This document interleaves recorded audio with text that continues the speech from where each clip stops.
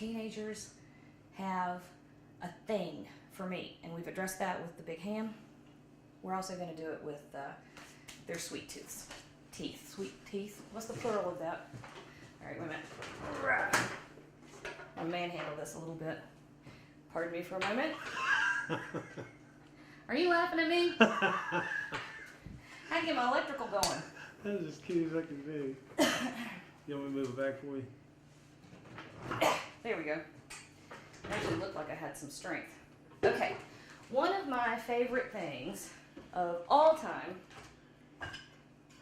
of course it's chocolate, but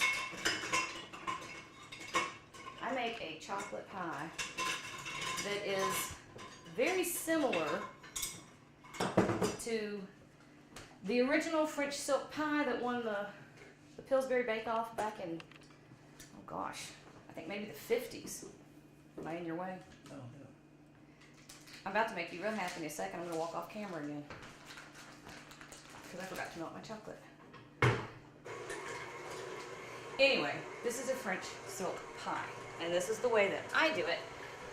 And I have a couple of reasons for doing it this way. First of all, it tastes really good. I mean, that's just your number one criteria for anything, isn't it? But secondly, see, I'm not going to let you turn around that camera because I'm not going to let everybody see my laundry that's all over the place.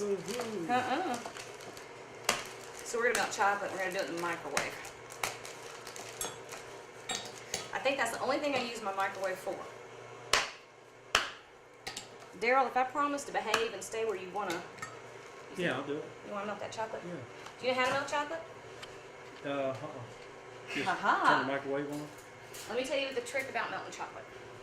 You never want your chocolate to get above, I've forgotten exactly what, 120, 130 degrees, because it will scorch, and once it's scorched, it's done. There's no fixing it.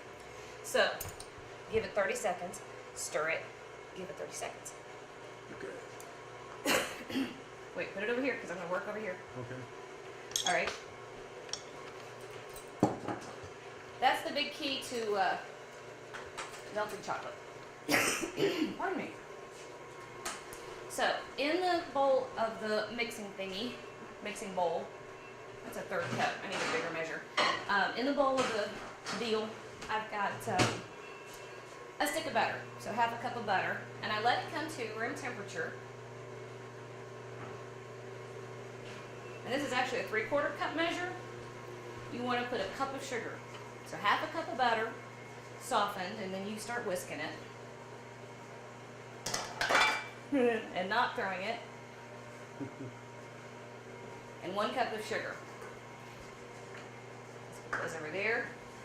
I'm going to turn this up for a minute. Now, one of the things that you really want to pay attention to when you're doing this pie, scrape down your bowl. It's just not worth not doing. I have a real issue with that. Daryl, you burn my chocolate, you're in big trouble. What? Okay. It didn't even start melting yet. No, actually, you know what? You notice, I bet when you put it in there, the chocolate maintained its shape, right? Yeah. Yeah, but when you went to stir it, you realized it was starting to melt already, right? Yeah, there was stuff stuck to the side. Yeah, so all of a sudden it's going to go bloop. Don't walk off and not pay attention to it, because it really will, it'll be a big problem. Okay. I'm going to bring this over here so you can see it. This is all you're doing at this point.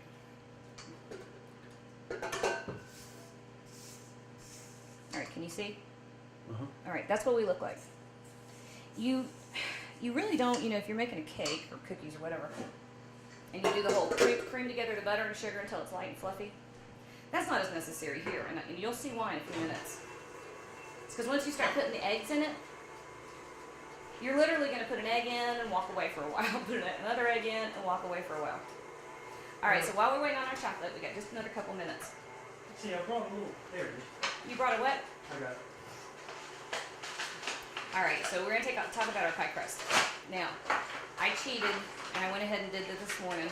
And no, it's not perfectly beautiful. I'm a little crooked, but honestly, nobody will care. So what you want to do is you want to go ahead and fill a regular sized pie plate with 1 pie crust, right? 350 degree oven, but you want to dock it with a fork. That just means you poke a bunch of holes in it. That way the middle doesn't puff up and you don't have a weird shape. And that's also, I'm too lazy to use pie weights, and that's the other way of getting your crust ready.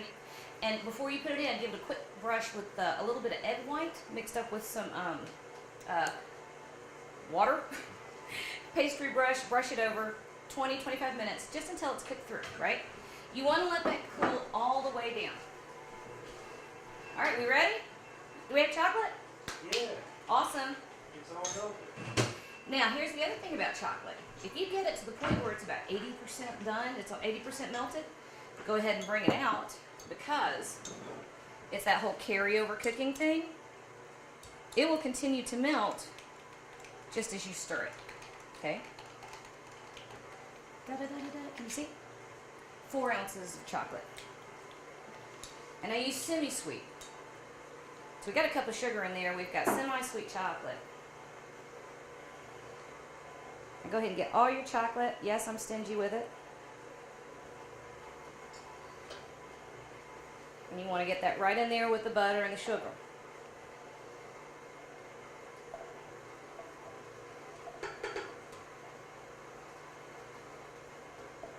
There we go. Now, the original French silk pie recipe. A lot of people became leery of using it for a while because it called for raw eggs. And that can be scary, especially if you've got someone like my dad right now is doing some chemotherapy, so we've got some immunity issues. You don't want to take any kind of risk with that. So, here's what I say about cooking with raw eggs. There are eggs on the market that have already been pasteurized, so you know that the egg is safe and free of the whole foodborne illness thing. The other thing that you can do, if you are very confident of the source of your eggs, that's not a problem either. I got a buddy up in Virginia. He's a chicken farmer. I would trust his eggs because I know they're absolutely organic and free range, and I know that he keeps a very clean place. So I don't mind using those eggs. So you notice I put in 1 egg. I'm going to turn it up, and now I'm going to walk away, okay? That's going to actually just sit there and work for a while. So back here, we're going to start some macaroni and cheese, because I've never met a kid ever that didn't love macaroni and cheese. So I've got water that I'm going to bring up to a boil, and I'm going to start the sauce for the macaroni and cheese right here. Stick of butter. And how come every knife I own, look, if you own little boys, you can't keep equipment in your kitchen. I swear, they got my rolling pin, they've got my meat mallet, they got all my kitchen skewers. They use them as swords. Okay. And everything becomes a medieval weapon, okay? It's the nature of a kid. No, it's the nature of boys, that's what that is. I have a lot of boys, I've seen it over and over. So we want medium heat, and we're going to melt half a stick of butter to start out with. And this is going to be our bechamel sauce. So, a bechamel, real fancy name. Ho, ho, ho, look what's happening, what we wanted. All right, he's going to turn it off, scrape it down, and add my next egg, and let it keep going. Because we're not going to cook this. That's why you have to, kind of use your head about the eggs. Oh, I have chocolate. Kind of use your head about your eggs and the source of them. Normally, I wouldn't recommend cracking your eggs straight into the mixing bowl, because if you end up with a shell, someone's going to get a bite of it. But wait till you see what I have in here. Now, there were originally some kind of crazy rule about, 6 minutes after each egg. I've done it that way. I can't see that it makes a bit of difference. Now see, pardon me, that's how you get your kids to do their chores, licking the beater. If for no other reason, kids need somebody to cook something for them so they can lick the beater and get the bowl. Okay, so right into our cooled pie shell. So this is why I'm not going to worry too much about my crust being a little crooked. If I were doing this for, you know, somebody that mattered, well, not that my kids don't matter, gosh, that sounded awful, then I would really worry about what it looks like. I'm not gonna. All right, I'm gonna walk back over to the stove, Daryl. Will you mind sticking that in the refrigerator for me? Okay, so our heavy whipping cream. Because we can. You can't have chocolate pie without some whipped cream. Now, you can... My 16-year-old was down here in the middle of the night making cakes, and he almost got the last of my powdered sugar, but not quite. Let's see. Oh, don't set your cord on fire.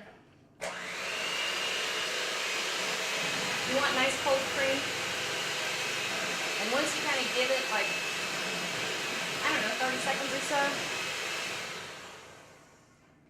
we're going to give it some, not tons, I'd say 1/4 cup of powdered sugar. You can use regular sugar if you want to. Powdered sugar just dissolves better. I actually used regular sugar most of my life. You know, it's funny, when I was living out in Seattle. What's that? This is vanilla extract. Oh. I make it myself. Oh, you did? Yeah, oh, it's so easy. You take, if you're going to do vanilla extract, take real high-quality vanilla beans, and you can soak them in vodka. And that's how you get vanilla extract. I actually have a video on it if you want to. The flavor is unbelievable. And then, after you've made your extract, now I didn't mean to sneak off camera this time, I'm just showing you how to do something. Once you've made your vanilla, and you've used your beans, rinse them off and throw them in your sugar. And you know that vanilla sugar you have to pay $1 million for at the specialty shops? You've got it for free. Wow. You know what I do with my vanilla sugar? They said it was pretty much all alcohol, so the vodka's extracts the... Yeah, and I paid, last batch of good vanilla beans I bought, I think I paid $21. I got about 40 beans, okay? And that was including the shipping. I ordered them. Now, if you buy them in a grocery store, you might get 3 beans for $10. So it's worth, you know, planning ahead and getting it. And I think I've made 4 batches of real vanilla. This size batch, not this size bottle. So, you know, I'm pretty lavish with real vanilla extract at my house. Because it's so inexpensive when you do it that way. Of course, if you want to, I have to yell at the top of my beater. If you want to, you can take a bottle of vodka and split the vanilla bean down the middle, and then run the back of the knife all down the length of it. You get all those little tiny vanilla seeds. Throw that in your bottle of vodka. Give it a couple days, and then you've got vanilla vodka, which is not a bad thing either. And then you can take that bean out and put it in your sugar. I keep mine because, you know, little kids, I get hiccups all the time. The little kids get hiccups. You give them a teaspoon of sugar, and it'll cure their hiccups. So now they always try to fake that they have hiccups, and they'll come in, I have hiccups. So I make them keep doing it until I believe it. All right. We had nice cold cream. Can you see what I'm doing? I'm just holding this at an angle and splashing it all over myself. You want to use those beaters to get air down into the cream. And that's what we're doing. And I'd use my stand mixer, but it's dirty and then I'd have to wash dishes. But you do want to use a whisk or a whip attachment. Alright.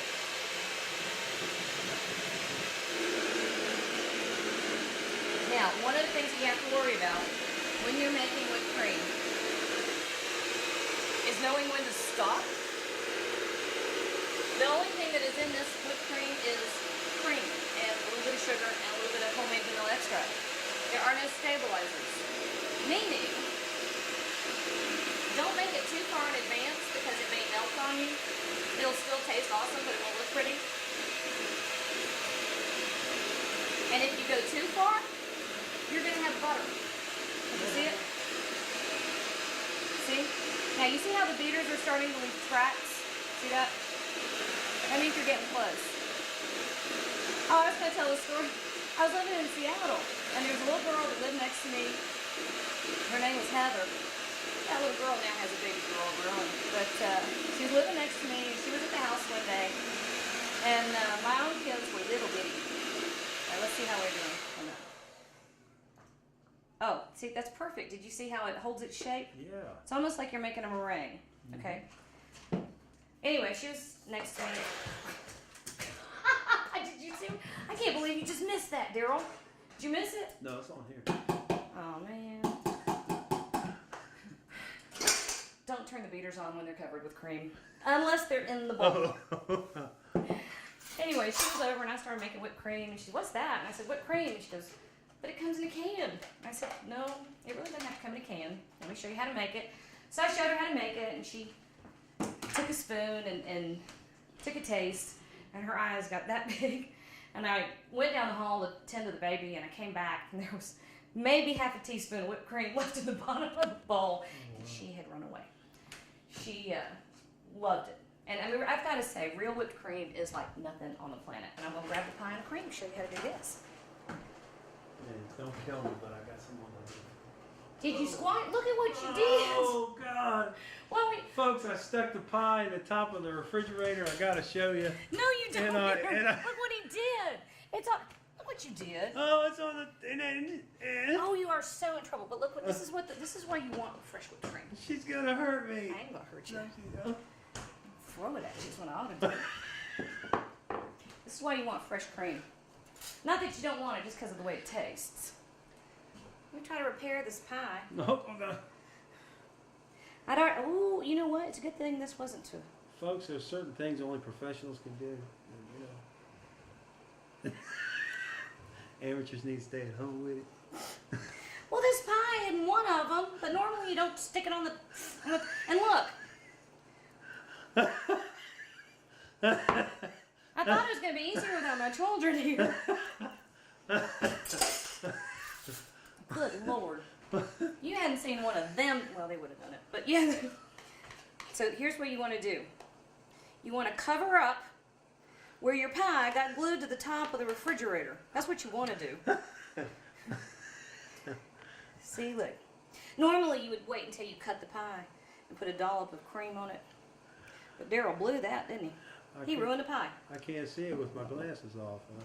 Did I? Is those griddles that sits on your countertop and it has a catch tray underneath it for the grease to go through. And I didn't know it, and I did the same thing. I picked it up, I turned, and I slung bacon grease all over her kitchen. Oh. I don't think she's forgiven me yet.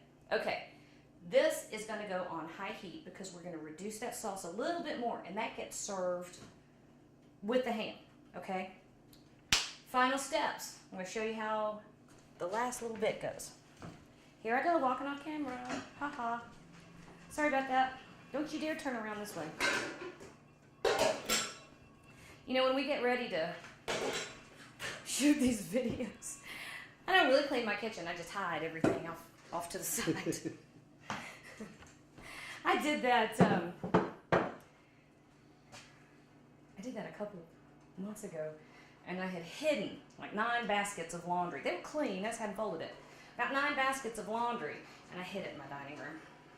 And then I got caught. So I forgot to close the door to it.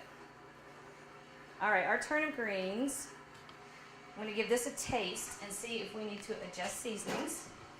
See how we're doing there. Because you don't want to cook them until they've just turned into mush. Actually, you know, I grew up with them that way. I kind of like it that way, but you don't want to do that anymore. Not if you don't have to.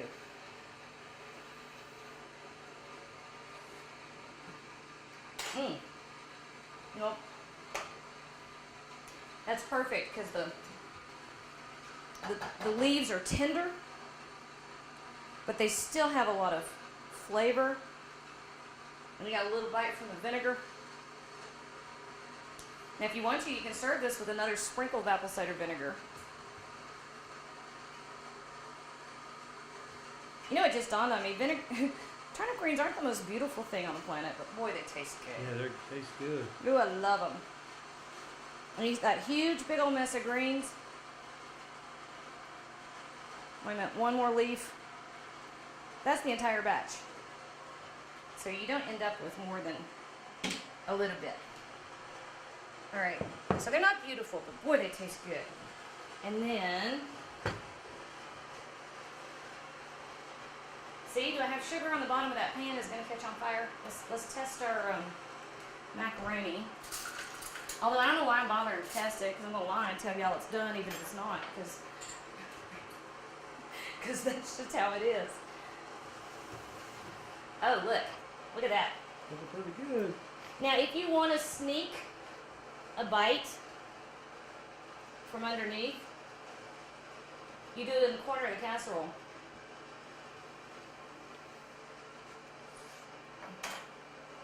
Oh no. Okay. It's not quite tight enough, so while I do the pie, I'm gonna leave that in there. Because our glaze is boiling. And I'm gonna grab the pie and cream and show you how to do this. Yeah, don't kill me, but I got someone to do. Did you squat? Look at what you did. Oh God. Well, Folks, I stuck the pie in the top of the refrigerator. I gotta show you. no, you don't. And I- Look what he did. It's on.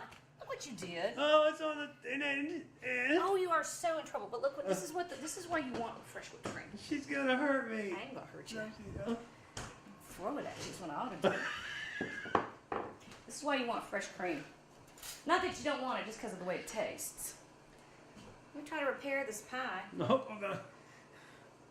I don't. Oh, you know what? It's a good thing this wasn't too. Folks, there's certain things only professionals can do. And, amateurs need to stay at home with it.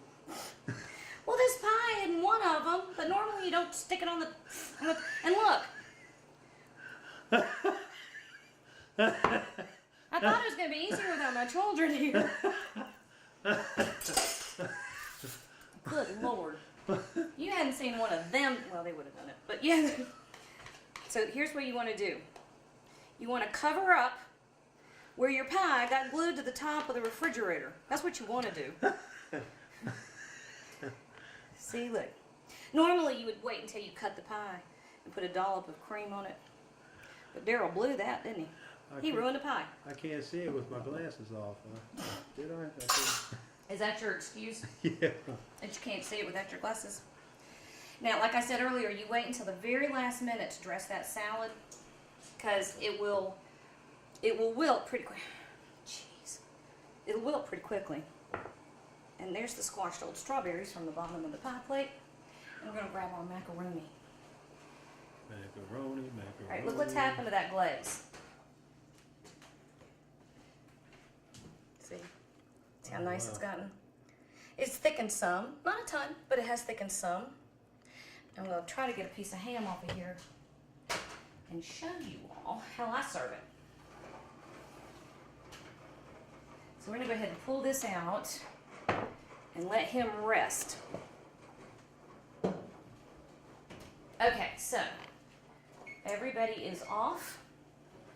I'm going to grab a plate and I'm going to put this together. Daryl, you don't get any today. Oh. You just, I blew it. you hit my list. Now, where's my big plate? Oh, I hit you know your what? lip? No, I said you hit my list. No, oh. What did you think I said? What's that at the top? I don't know if you want to be on my list. Oh. That's my way of telling the kids that. She's got it. She's taking it twice. That's right. Except mine runs all year long. Oh. There is no season for mine. No. Well, there's a plastic doghouse outside, y'all. And I guess I may as well go climb up in there. All right, so here we go. The bone runs from here to here. And normally, this is not hot. Normally what you would want to do is take nice slices off, like this. I'm going to kind of shortcut it a little bit. That's what we ought to do, Daryl, is a video on how to carve a ham. And look, I left my stupid plate over here. You said that last time. I did, didn't I? Well, obviously. I'll take care of that. But you know what, I'm here to. Obviously, it's a very good idea. Carving a ham isn't hard. You just kind of have to think about where the bone is And What person you want it to look like? yeah, If you're gonna carve it. could you imagine? What if they did ham carving, like pumpkin Oh carving? God, we're gonna start something now. Oh, I hope not. There wouldn't be enough ham for us. Yeah, there is a. That was a there's really sketchy, skinny piece. That was stingy. I don't want to do that. There's enough mass there to do a carving with, I believe. Oh, I'm sure. Okay. Now, take a little bit of your reduction. Oh wow, you're gonna put that juice on there. Oh, yeah. It's champagne, folks. Well, it's champagne, but it's also thickened. And I almost never, ever throw away the glaze, not the glaze, the juices from a roast. Because you've got so much flavor that has come out in those juices. That's your flavor. Take advantage of it. You know, don't get rid of that. And then I had tongs, didn't I? Yep, here they are.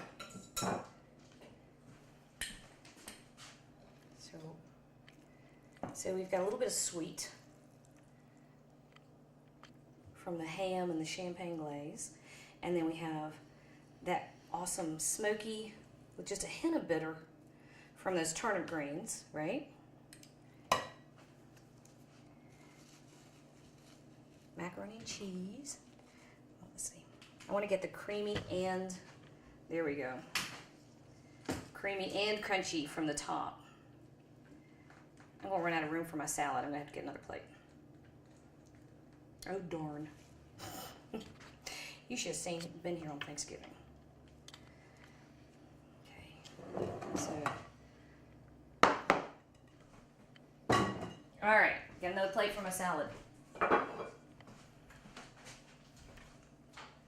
Let's move him out of the way. Last thing you want to do before you serve the salad.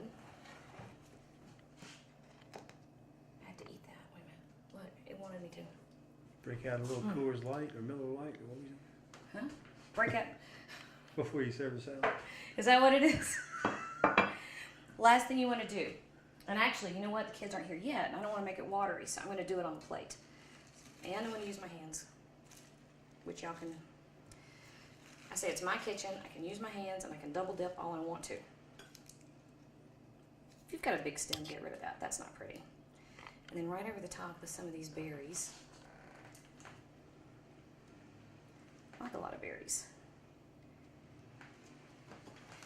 And I know a lot of people won't think that they should, but trust me, a little pinch of kosher salt or sea salt if you have it, that would be good too. Which I don't have. And then a little pinch of pepper. The sweet from the berries and the tart from the berries and the vinegar, and a little bit of salt and pepper. And you don't want to overdress your salad. So it just takes a bit. Normally I would take this much dressing for that whole bowl. So just maybe a teaspoon or so. Now then, Daryl, one last thing. I'm going to show how you almost ruined my pie. So, my buddy Walter says I'm crazy for cutting a pie when anybody can see. Because the first slice never comes out right. So, we'll see. And you know what? If the slice doesn't come out right, it's Daryl's fault. It's my fault. It's going to be Daryl's fault. That's right. I'll have to eat the mistake. Yeah. Oh, yeah. So, let's see if we can pull this off. Oh, this one, you know what? It is going to fall apart. But I don't think we care. I don't think it was in the refrigerator quite long enough. You probably want to give it a few minutes more. Or not. I mean, you don't have to. Wait, can I get in here and grab? Wow, that's a beautiful plate. That's a big old plate. Okay. Let's see. Let's put this here. Oh, my berries fell down. I like them pretty. My berries, my berries. My berries fell down. Is that a song? All right, so. Haha. Even with interference. That is not bad. Man. You squashed the middle. So, oh Lord. 15-yard penalty. Did not That pass is go. so ridiculously good. Did not collect $200. That's beautiful. Uh-oh, here we go now. Normally, here we go. Here goes the hell This yeah. is how you would do it. Oh. Now I had to repair Daryl's issues. We're still a work in progress. Still a work in progress, that's right. So, that, y'all, is how you do it.